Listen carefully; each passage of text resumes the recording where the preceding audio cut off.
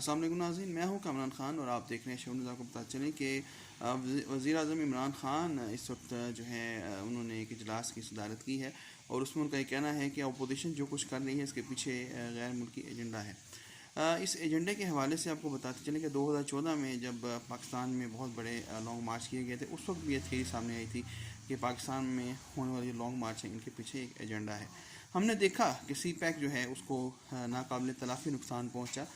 جب تک جنرل عاصم سلیم باجوہ صاحب نہیں آئے، اور اب بھی جو کام ہو رہا ہے اس میں میڈیا میں زیادہ کام ہو رہا ہے، اور ایکچوئل گراؤنڈز پہ جو ہو رہا ہے ریئلٹی اس کا ہمیں زیادہ اندازہ نہیں ہے کہ کس حد تک کامیابی ہو سکی۔ اس حکومت کی آپ پالیسیوں سے اندازہ لگائیے جو آج اپوزیشن پہ الزام لگا رہے ہیں کہ اپوزیشن کے پیچھے جو ہے کوئی ایجنڈا ہے